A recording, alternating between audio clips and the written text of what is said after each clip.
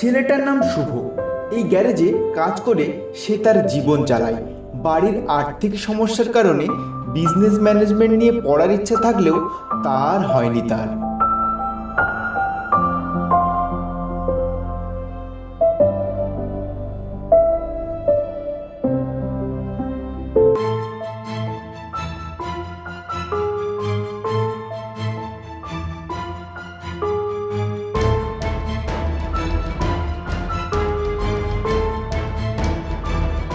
ও sheet, এখানেই খারাপ হতে হলো স্কুটিটা। এখন আমি কি করব?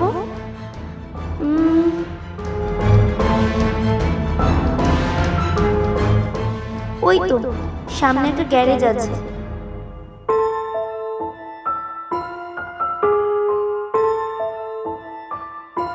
এক্সকিউজ মি, এই যে শুনছো, একটু দেখো না আমার স্কুটিটার কি হয়েছে।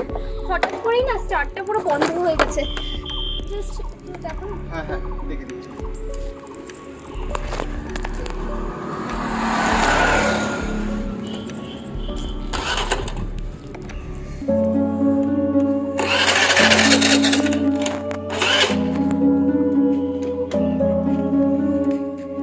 সময় লাগবে?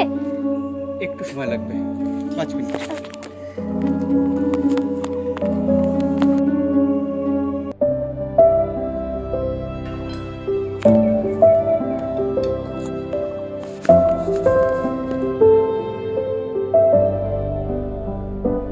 ম্যাডাম, হয়ে গেছে। হয়ে গেছে? হ্যাঁ। ওকে।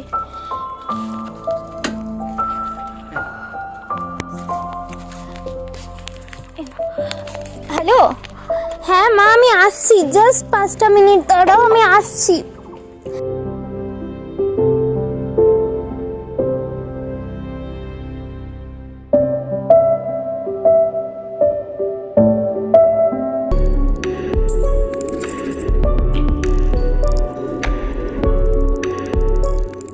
ম্যাডাম, ম্যাডাম, যা চলে গেল। বাকি ব্যালেন্স টাকাটা তো নিলেনই না উনি।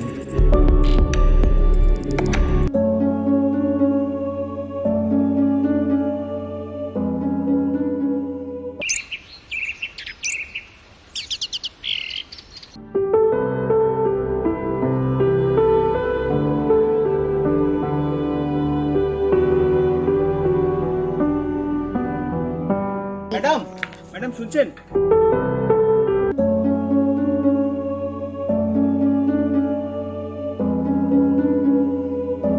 ম্যাডাম একটু দাঁড়ান, অপেক্ষা করুন, আমি এক্ষুনি আসছি। কোনো দরকার? হ্যাঁ, একটু দরকার আছে, এক্ষুনি, একটু দাঁড়ান। ম্যাডাম, আপনি কালকে আমার গ্যারেজ থেকে স্কুটি ছাড়িয়েছিলেন না? তো আপনার 50 টাকা হয়েছিল, আপনি 100 টাকার নোট দিয়েই চলে গেছিলেন। আমি টাকাটা নিয়ে আসতে এখানে এসেই দেখি আপনি চলে গেছেন। আমি পেছন থেকে আপনাকে ডেকেছিলাম, কিন্তু আপনি শুনতে পাননি। এই নিন আপনার ব্যালেন্স 50 টাকাটা। It's okay, no problem. Actually আমি ওই দিন সত্যি ভীষণ তাড়াহুড়োর মধ্যে ছিলাম, ওই কারণেই চলে গেছিলাম, আর আমার খেয়ালও ছিল না। যাই হোক, কোনো অসুবিধা নেই, তুমি এই টাকাটা তোমার কাছেই রাখো, আমাকে রিটার্ন দিতে হবে না। না ম্যাডাম, আমার বেশি টাকা লাগবে না। আমি যতটুকু পরিশ্রম করে উপার্জন করি আমি তাতেই খুশি। বেশি টাকার আমার দরকার নেই, আপনি রাখুন ব্যালেন্স টাকাটা। সত্যি আজকালকার যুগে দাঁড়িয়ে এরম মানুষ দেখাও বিরল। যেখানে এখনকার দিনে মানুষ নিজের আখের গোছাতে ব্যস্ত, লোকজনকে ঠকিয়ে নিজে বেশিটা আদায় করবে তাতে ব্যস্ত, সেখানে তোমার মতো একজন ব্যতিক্রমী মানুষের সাথে দেখা হয় আমার সত্যি খুব ভালো লাগলো। থ্যাংক ইউ ম্যাডাম, আসছি। এই যে শোনো, হ্যাঁ ম্যাডাম, বলুন। তোমার নাম কি আর তোমার বাড়ি কোথায়? আমার নাম শুভ মণ্ডল, আমি সোনারপুরে থাকি। আর আপনার? আমার নাম মিঠি, মিঠি ব্যানার্জি। আমি এই সামনেই থাকি। তুমি আমাকে আপনি করে বলছো তাই না? প্লিজ আপনি করে বলো না, দেখে মনে হচ্ছে আমরা সেম এজেরই হব। আর পরিচয়টা যখন হলো তখন ফ্রেন্ডশিপটাও হয়ে যাক। ফ্রেন্ডশিপ মানে ফ্রেন্ডশিপ? হ্যাঁ, ফ্রেন্ডশিপ। কেন, তোমার কোনো সমস্যা আছে ফ্রেন্ডশিপ করতে আমার সাথে? না না, সমস্যা কেন থাকবে, ঠিক আছে। ফ্রেন্ডস? ফ্রেন্ডস।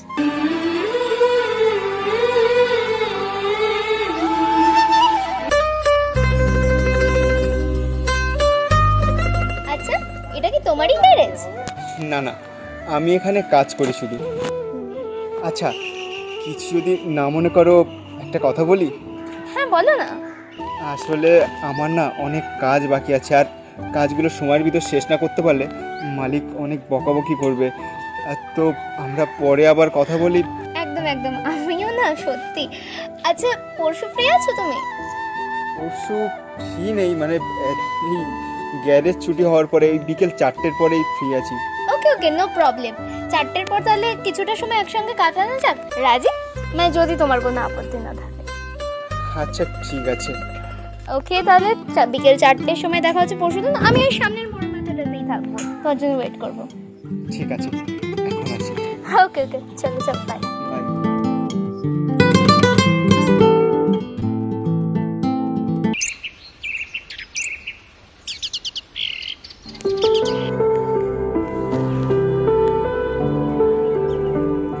মিঠি। আরে তুমি চলে এসছো? হ্যাঁ। বাবা 10 মিনিট আগেই চলে আসলে যে? আসলে মালিককে বলে একটু আগেই ছুটি নিয়ে নিয়েছি।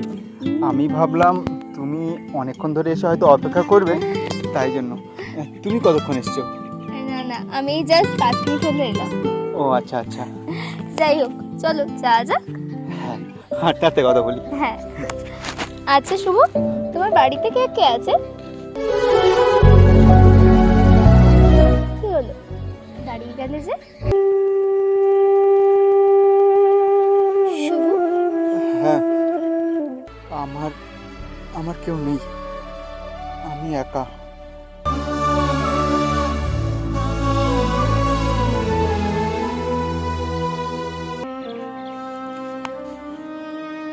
এরকম কথা আর কখনো বলবে না।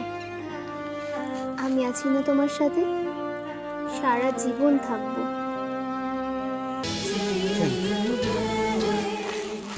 চল। চলো। আমায় রেখো প্রিয় প্রহরে, যখনই মন কেমন করে।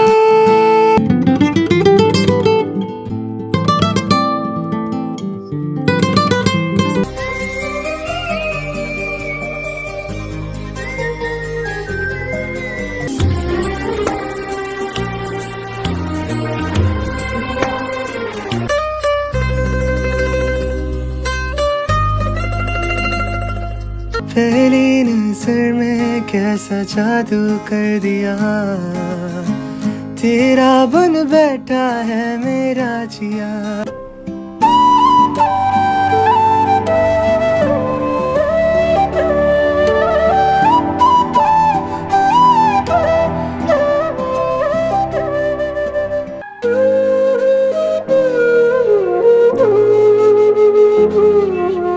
শুভ এবং মিঠির বন্ধুত্বের সম্পর্কে কেটে যায় বেশ কয়েক মাস। শুভ মনে মনে ভাবে মিঠি ওকে ভালোবাসে এবং শুভর মনেও ফিলিংস তৈরি হয় মিঠির জন্য, যেটা সে মিঠিকে বলার উদ্দেশ্যে ডেকে পাঠায় একদিন।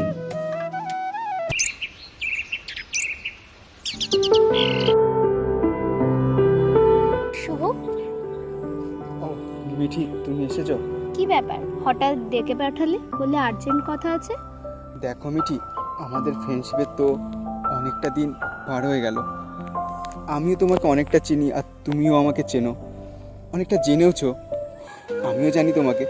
এই কয়েক মাসে তুমি আমার ভালো খারাপ দুটো সময় আমার পাশে থেকেছো এবং আমিও থেকেছি।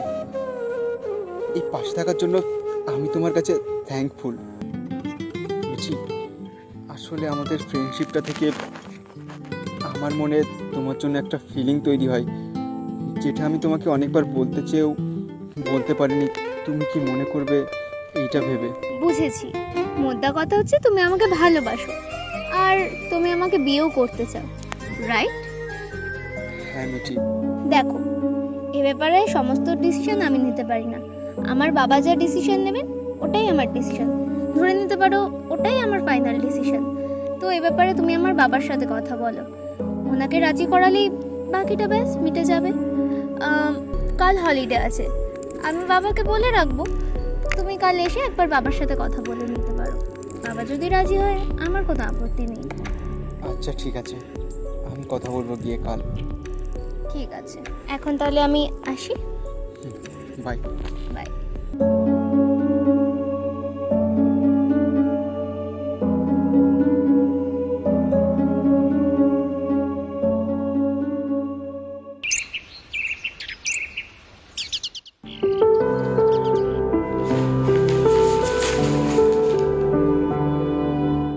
Uncle, Shubho, right?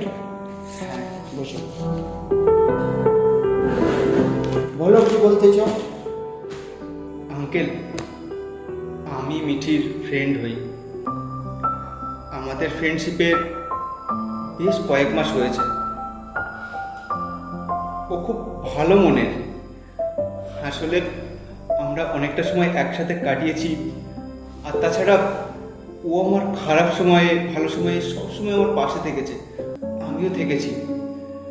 আর আমাদের বন্ধুত্বটাও এখন অনেক স্ট্রং।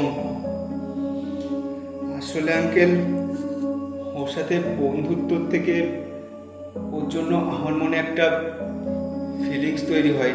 আর ওই ফিলিংসটা হলো ভালোবাসার ফিলিংস, তাই তো? মানে তুমি ওকে বিয়ে করতে চাও, রাইট? হ্যাঁ আঙ্কেল। শুনেছি তুমি নাকি একটা গ্যারেজে কাজ করো, আই মিন গ্যারেজ মেকানিক। সেটা যখন জানো তাহলে তোমার অকারটাও নিশ্চয়ই তুমি জানো।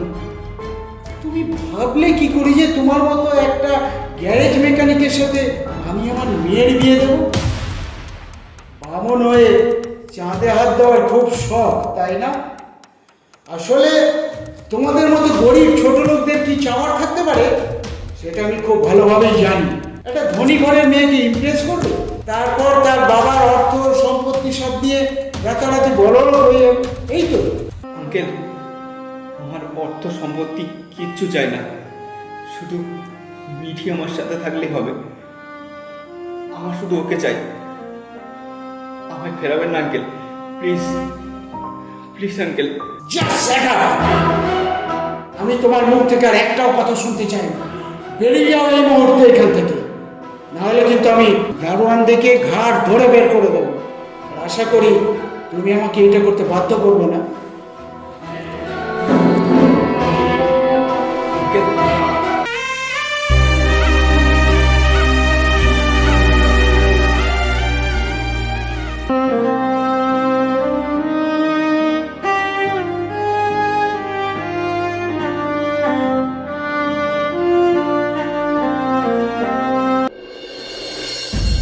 মিঠি, আমি আঙ্কেলকে অনেক বোঝানোর চেষ্টা করেছি, ভালোভাবে বুঝেছি, কিন্তু আমি সবটাই শুনেছি তোমাদের কথা। দেখো, বাবা তো কিছু ভুল বলেননি। বাবা যা বলেছেন একদম ঠিক বলেছেন। তুমি করো সামান্য একটা গ্যারেজ মেকানিকের কাজ, সামান্য 2 পয়সার গ্যারেজ মেকানিক হয়ে তুমি আমাকে বিয়ে করতে চাও কোন সাহসে? নিজের অকাত দেখেছো? নিজেকে দেখো, সস্তার ভিখিরি। আর আমাকে দেখো, আমার লাইফস্টাইল দেখো। এর থেকে ভালো হবে নিজের অকাতের কাউকে একটা খুঁজে নিও, সেটাই তোমার জন্য মঙ্গল। বুঝেছো? আর যেন কোনোদিন তোমাকে আমি না দেখি।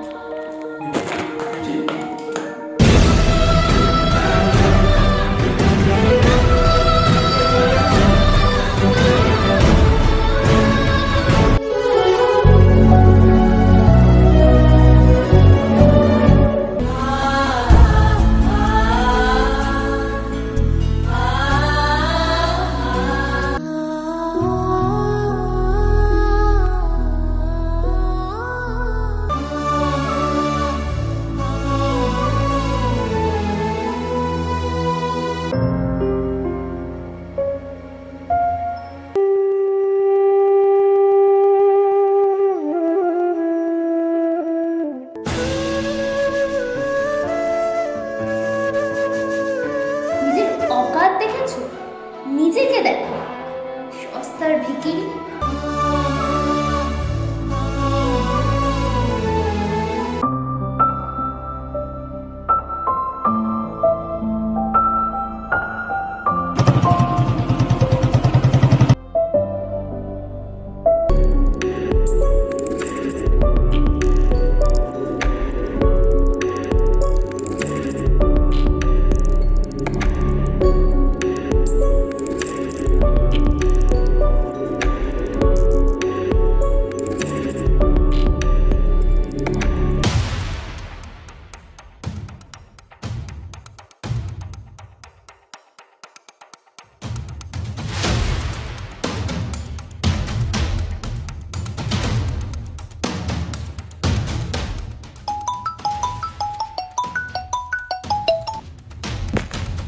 হ্যাঁ স্যার, হ্যাঁ আমি জাস্ট 10 মিনিটের মধ্যেই আসছি।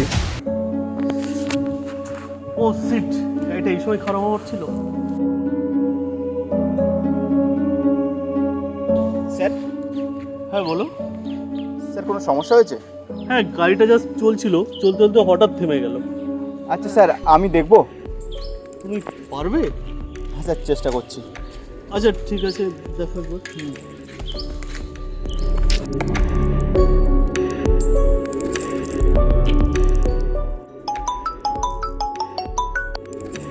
হ্যাঁ হ্যাঁ স্যার, হ্যাঁ আমি ফাইলটা চেক করে দেখছি।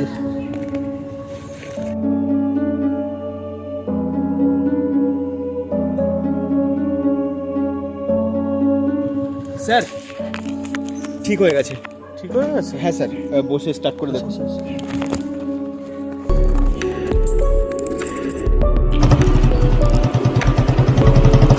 আরে ও, হ্যাঁ স্যার, জাস্ট 5 মিনিট। ভাই থ্যাংক ইউ ভাই, তুমি যা আজ আমার উপকার করলে। ভাই এই টাকাটা রাখো। না না স্যার, অসময়ে আপনার উপকার করতে পেরেছি, এটাই অনেক। এর জন্য কোনো অর্থের প্রয়োজন নেই, আপনি টাকাটা রাখুন স্যার। সত্যি এই প্রথম কাউকে দেখলাম যার কাছে অসময়ে উপকার করাটা টাকার থেকে বেশি ইম্পর্টেন্ট। ভাই তোমার সাথে পরিচয় হয়ে খুব ভালো লাগলো। আজকে না আমার একটু তাড়া আছে, তুমি আমার এই ভিজিটিং কার্ডটা রাখো, ঠিক আছে? আমার অফিসে চলে এসো একদিন, হ্যাঁ সেদিন তোমার সাথে পরিচয় করা যাবে। ওকে? আচ্ছা স্যার, ঠিক আছে। আসছি ভাই।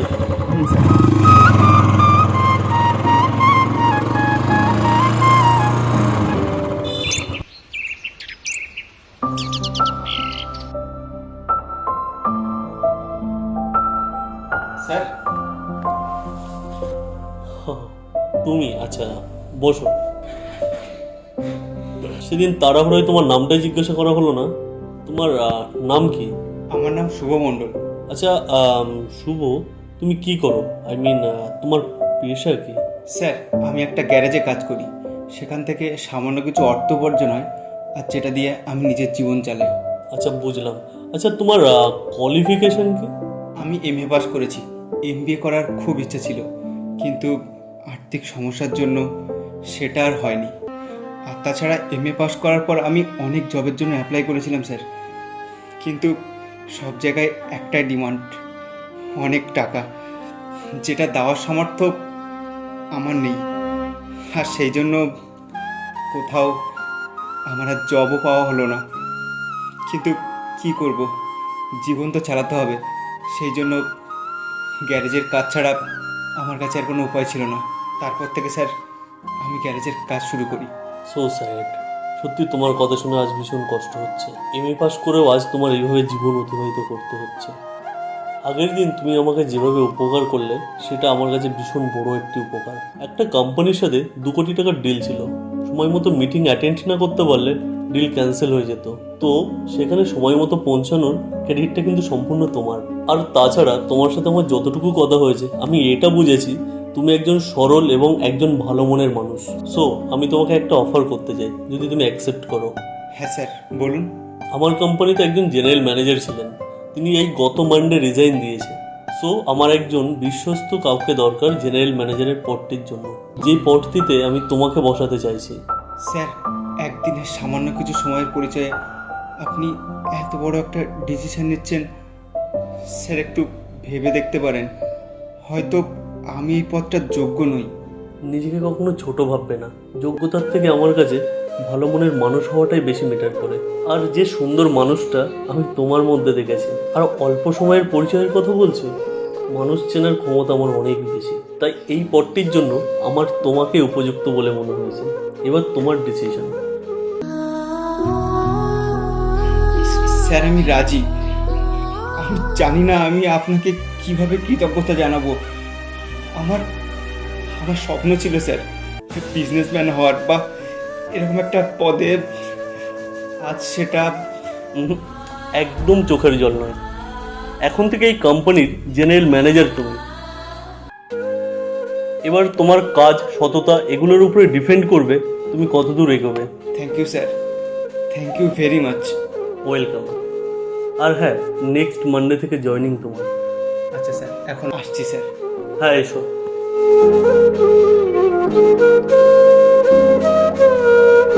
নিমেষে বদলে গেল শুভর ভাগ্য।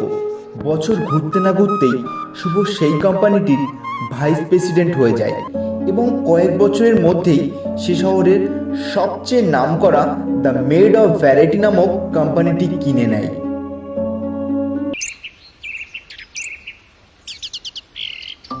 হ্যাঁ হ্যাঁ হ্যাঁ, শুনলাম আজ নাকি কোম্পানির নতুন ওনার আসছে। হ্যাঁ, উনি নাকি আবার খুব স্ট্রিক্ট। আরে আপনি ওই নিয়ে কোনো চিন্তা করবেন না, হিসেব ঠিক মিলিয়ে দেব। না হলে তো আপনিও ফাঁসবেন আর আমিও ফাঁসবো। তবে মনে হয় উনি অত শত ঘেটে দেখবেন না। স্যার আপনাকে ডাকছে। ওকে, আসছি আমি। আমি একটু রাখছি। হ্যাঁ, উনি আবার এখন আমাকে ডাকছেন। ওকে, হ্যাঁ ওকে ওকে ওকে।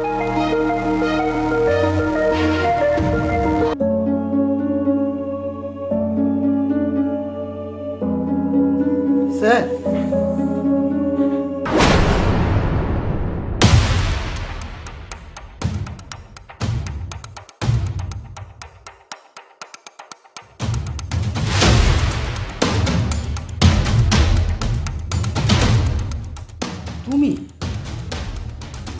তুমি কোম্পানির ওনার? এত বড় কোম্পানিটা তুমি কিনে নিয়েছো? সামান্য একটা গ্যারেজ মেকানিক থেকে কোম্পানির ওনার? কি হিসাবটা কিছুতেই মেলাতে পারছে না, তাই তো? ভাগ্য, পরিশ্রম আর উপরওয়ালার আশীর্বাদে আমি আজ এই জায়গাটা অ্যাচিভ করতে পেরেছি। যাই হোক, আমাকে এই জায়গায় দেখতে পাওয়ার হিসাবটা পরে মেলাবেন, আগে এই হিসাবটা মেলান। আপনি অফিসের চিফ অ্যাকাউন্টেন্টস অফিসার, আপনার হিসেব তো এত গোলানোর কথা নয়। লাস্ট 1.5 বছরে 25 কোটি টাকার টোটালি কোনো হিসেব নেই। কি হিসেবটা মেলাবেন না? আমাকে ডাটাগুলো একটু ফরওয়ার্ড করুন, আমিও দেখি। আরে মিস্টার ব্যানার্জি, আপনি এত ঘামছেন কেন? না, মানে স্যার হিসেবটা মানে এত মানে করতে হবে না। এই হিসেবটা আপনি মেলাতে পারবেন না, কেননা এটা আমি খুব ভালো রকমই জানি এই পুরো টাকাটাই আপনারই পকেটে গেছে। সেটা আবার স্বীকার করুন। আই এম সরি স্যার, আমার ভুল হয়ে গেছে। আমি কোম্পানি সব টাকা ফেরত দিয়ে দেব। তার আগেই আমি আপনাকে এই কোম্পানি থেকে ফেরত দিয়ে দেবো। না স্যার, স্যার স্যার আপনি তো আমাকে চেনেন। আপনি কোম্পানি এত বড় পদ থেকে আমাকে সরাবেন না, প্লিজ প্লিজ স্যার। আপনি যা চান আমি তাই দেব। সেদিন আমি আপনার সাথে খুব খারাপ ব্যবহার করেছিলাম, সেই জন্য I am really very sorry. আপনি যদি আমার মেয়েকে বিয়ে করতে চান আমি রাজি আছি স্যার, তবু আমাকে এত বড় পদটা থেকে বঞ্চিত করবেন না স্যার। নিজের পথটা বাঁচানোর জন্য এখন আমার সাথে মেয়ের বিয়ে? সত্যি মিস্টার ব্যানার্জি, আপনি পারেনও বটে। আপনি যে ফ্রডটা করেছেন দিনের পর দিন কোম্পানির সাথে, সেইটার জন্য আপনাকে এই কোম্পানির এত বড় পদ থেকে সরিয়ে দেওয়া হলো। আর হ্যাঁ, যেটা শেষ হয়ে গেছে অনেক বছর আগে, সেটা আর আমার ফেরত চাই না। সো রিজাইন লেটারটা নিয়ে যাবেন মনে করে। এখন আপনি আসুন।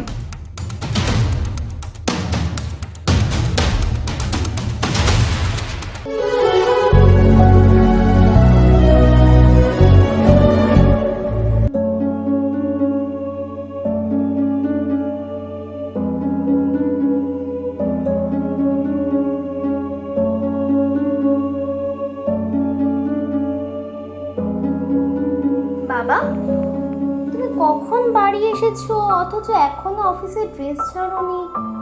চোখ মুখও কেমন শুকনো লাগছে। তোমার শরীর ঠিক আছে? কিন্তু চিন্তিতও তো খুব লাগছে। কি হয়েছে বাবা? তোমার চাকরিটা নেই রে মা। কোম্পানির এত বড় একটা পদ থেকে আমাকে সরিয়ে দিল। কিন্তু কেন বাবা? তাহলে শোন,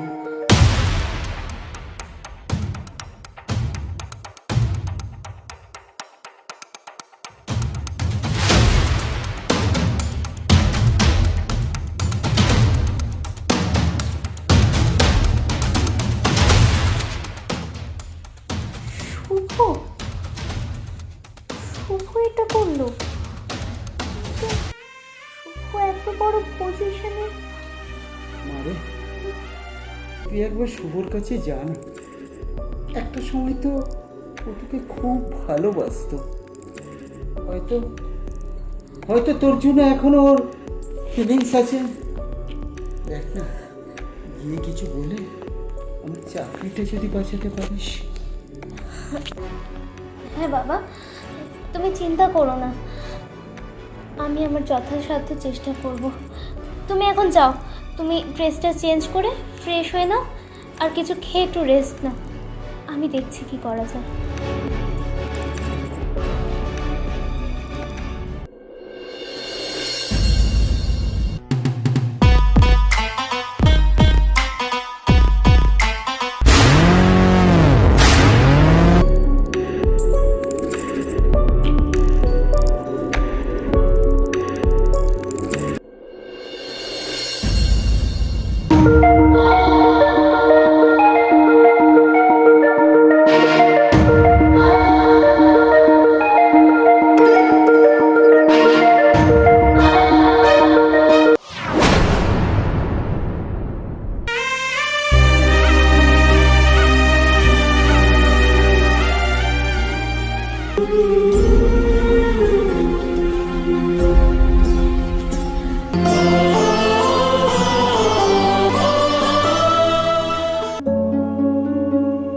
তুমি?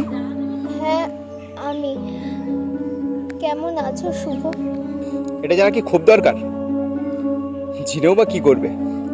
এনিওয়ে, জিজ্ঞেস যখন করলে সো বলছি ভালো আছি। আমি খুব ভালো আছি এবং হ্যাপিও আছি। আমি জানি আমার তোমার কাছে ক্ষমা চাওয়ার মতো কোনো মুখ নেই। সেদিন আমি আর বাবা মিলে তোমাকে যে অপমান করেছিলাম, তার জন্য তুমি প্রচুর কষ্টও পেয়েছিলে। তারপরেও বলবো, পারলে আমাকে ক্ষমা করে দিও। তবে আজকে আমি খুব খুশি তুমি নিজে স্ট্রাগল করে এই জায়গাটা অ্যাচিভ করেছো। এটা দেখে আমি এটাকে অ্যাপ্রিসিয়েট করি। আচ্ছা শুভ, তোমার মনে কি আজও একটু আমার জন্য কোনো ফিলিংস আছে? এইসব আলতু ফালতু কথা শোনার সময় আমার কাছে নেই। আর এই চোখের জল সেদিন আমারও পড়েছিল, এর থেকে অনেকটাই বেশি। আসলে আমি সেদিনই বুঝেছি ফিলিংস, বন্ধুত্ব বর্তমানে এগুলোর কেউ দাম দেয় না। সবাই সবার আগে টাকা দেখে, অকাত দেখে। সেদিন যেমন তুমি আর তোমার বাবা আমাকে চোখে আঙুল দিয়ে আমার অকাত বুঝিয়ে দিয়েছিলে। চোখে আঙুল দিয়ে বুঝিয়ে দিয়েছিলে গরিবদের সাথে ভালোবাসা তো অনেক দূরে থাক, বন্ধুত্বটুকু রাখা যায় না। সো থ্যাঙ্কস এত কিছু বোঝানোর জন্য। Thank you very much. Shubho, আমি যা করেছি তার জন্য আমি অনুতপ্ত। আমি জানি আমি যেটা তোমার সাথে করেছি সেটা ক্ষমারও অযোগ্য। তারপরেও বলবো, পারলে আমায় ক্ষমা করে দিও। আর একটা অনুরোধ নিয়ে তোমার কাছে এসেছি, যদি কোনোভাবে আমার বাবার পদটা তুমি ফিরিয়ে দিতে পারো। তোমার ক্ষমা চাওয়ার মুখ নেই জেনেও তুমি যে আমার কাছে ক্ষমা চেয়েছো, এর জন্য আমি তোমাকে ক্ষমা করে দিলাম। আর থাকলে তোমার বাবার কথা, আসলেই উনি একজন সৎ মানুষ নন। উনি কোম্পানির সাথে লাস্ট 1.5 বছর ধরে যে ফ্রডটা করেছেন, তার জন্য যদি আইনি পদক্ষেপ নিই তাতে ওনার জেল হয়ে যেতে পারে, শাস্তিটা অনেক বড় হয়ে যেত। কিন্তু আমি অতটুকু ভদ্রতা বজায় রেখেছি। আমি শুধু ওনাকে ওনার পথটা থেকেই বঞ্চিত করেছি, আর কিছু করিনি। আর হ্যাঁ, কাউকে গরিব বলে, তার সামর্থ্য নেই বলে ছোট করার আগে ভেবে নিও, সময় মানুষের চিরদিন একই থাকে না, একদিন ঠিকই বদলায়। So good bye.